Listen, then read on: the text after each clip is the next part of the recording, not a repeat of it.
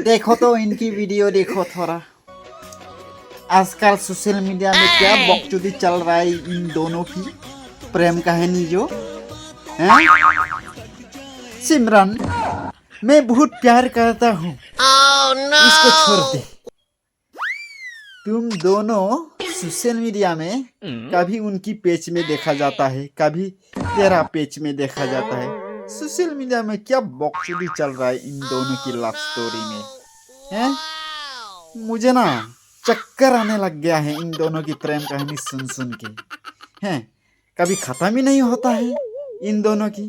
कभी वो इमोशनल होता है, कभी ये बकचोदी करने लगता है। इन दोनों की प्रेम कहानी ना फुलत फुलत हो रहा है। एक काम करो सिमरन, तू मेरा पास आ जा, इनको छोड़ दे। इतना बकचोदी ना करे तो अच्छा है।